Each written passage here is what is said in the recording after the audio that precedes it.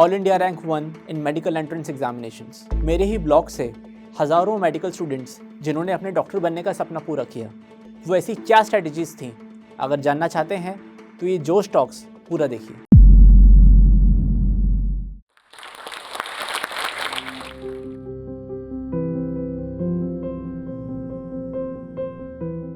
नमस्ते, मेरा नाम डॉक्टर राहुल चावला है। मैंने हाल फिलहाल ही डीएम न्यूरोलॉजी का कोर्स कंप्लीट किया है एम्स न्यू दिल्ली से, और हाल फिलहाल I am practising as a consultant in south Delhi. मुझे लिखने का बड़ा शौक है। कुछ किताबें हैं नीट एस्पिरेंट्स के लिए, biology at your finger tips और हैंडबुक ऑफ बायोलॉजी के नाम से, जो कि अमेजोन पे बेस्ट सेलर्स रह चुकी हैं। और मेरा एक ब्लॉग भी है पीएमटी गुरु मंत्रा के नाम से, जिस पर मैं मेंटरशिप करता हूँ मेडिकल एस्पिरेंट्स की। और ऐसे बहुत सारे मेडिकल एस्पिरेंट्स जो कि डॉक्टर बनने का सपना देख रहे थे, उनकी ख्वाहिश को पूरा करने के लिए मेरा एक छोटा सा कंट्रीब्यूशन था उसमें।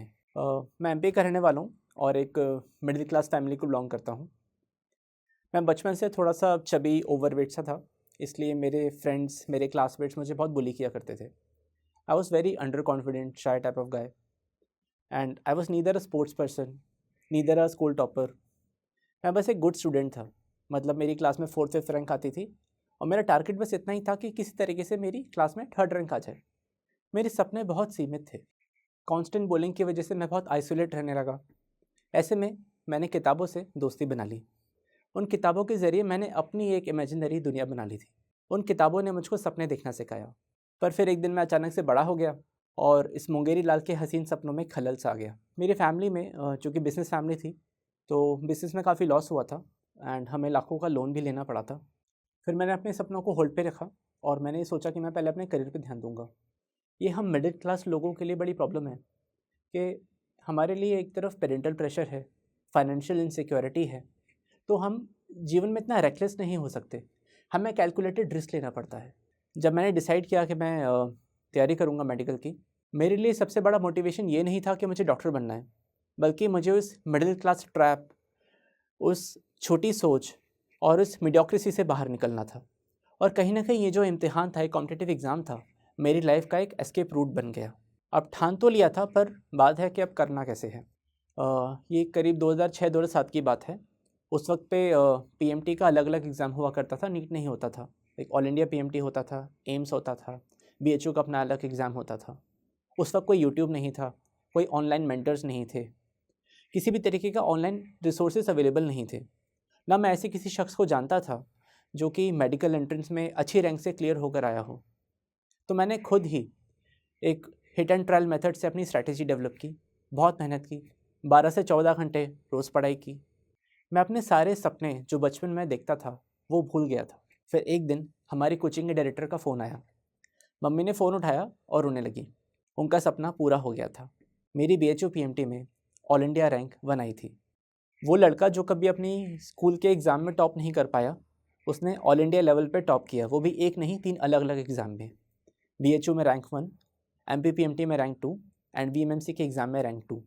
मैंने जो भी अचीव किया वो किया था because of my hard work, my passion, my strategy. I actually wasn't that lucky enough. मेरा जो एक्चुअल टारगेट था वो था एम्स न्यू दिल्ली। उस वक्त गुज्जर आंदोलन चल रहा था और ट्रेनें देर से पहुंच रही थी। तो मेरा एग्ज़ाम 1 तारीख को था और मेरी ट्रेन को दिल्ली एक दिन पहले शाम में 7-8 बजे पहुंचना था, पर वो देर रात में जाके पहुंची। रात में सो नहीं पाया था, सुबह एग्ज़ाम देने चला गया। उस दिन मुझे हुआ सीवियर माइग्रेन, इतना भीषण तेज़ सिर में दर्द, और मैं एग्ज़ाम सेंटर में एग्ज़ाम स्टार्ट होने के बाद सो गया। जब उठा तो देखा बाकी बच्चे एग्ज़ाम दे रहे हैं। कैसे भी मैंने अपना एग्ज़ाम पूरा किया। रिज़ल्ट आया तो मेरी 72 रैंक थी। उस वक्त एम्स में भी 72 सीट्स ही थी, बट अनरिजर्व्ड के लिए ओनली 45। सपना जब टूटता है तो अखरता है, वो भी तब जब इतना करीब से टूटे, और वो भी तब जब आप अपना 100% दे ही ना पाओ। खैर, मैंने सोचा एम्स नहीं तो एम्स के सामने ही सही, और मैंने वीएमएमसी एंड सफदरजंग हॉस्पिटल में एडमिशन ले लिया। मैंने जब मेडिकल कॉलेज में एंटर किया तो मेरे पास ख्वाहिशों की एक फहरिस्त थी, एक बकेट लिस्ट, और मेरे पास बहुत सारे सपने थे, बचपन के सपने थे, और एक एक करके उनको पूरा करता गया। तो मेरा पहला सपना था राइटर बनना। एंड मैंने खुद इंडिविजुअली ये देखा था जब मैंने तैयारी स्टार्ट की थी कि कोई ऑनलाइन रिसोर्सेज अवेलेबल नहीं होते हैं। तो मैंने अपना एक ब्लॉग स्टार्ट किया। ब्लॉग का नाम था पीएमटी गुरु मंत्रा। उस पर मैं अपनी स्ट्रैटेजी, अपने लाइफ लेसन्स, इस तरह की पोस्ट शेयर किया करता था। तो धीरे धीरे बहुत सारे मेडिकल एस्पिरेंट्स मेरे उस ब्लॉग से जुड़े, वो अपने डाउट्स पूछते थे, मैं उनका रिप्लाई करता था। और 2-3 सालों के अंदर हमारी कम्युनिटी 10,000 स्टूडेंट्स के आसपास की हो गई। उसमें से 1000 से ऊपर का सिलेक्शन हुआ। कुछ का मेरे ही अपने कॉलेज में हुआ एज अ जूनियर, कुछ का एम्स में हुआ। एम्स वही कॉलेज जहाँ पर मैं सेलेक्ट नहीं हो पाया था कुछ सीटों की वजह से। And as a mentor I was so proud of that fact कि मेरे ही स्टूडेंट्स वहाँ पहुँच गए जहाँ मैं नहीं जा पाया। I was the first medical student to actually have started such an initiative. अगर आज की जेंसी भाषा में कहें तो आई वॉज दी ओजी।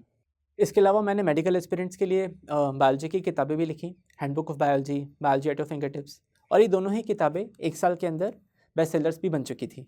मैंने लाइफ में जो भी अचीव किया वो अचीव किया because of my hard work, my determination and more over my strategy, जो कि मैंने खुद ही हिट एंड ट्रायल से, अपने एक्सपीरियंसेस से गलती कर करके सीखी थी।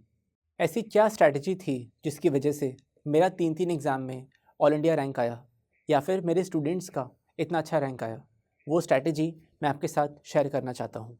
ये रहे मेरे वो 5 सक्सेस गुरु मंत्रा। पहला, करत करत अभ्यास के जड़मती होत सुजान, रसरी आवत जावत है सिल पर परत निशान। You don't have to be a genius, what you need to do is to work hard in the right direction.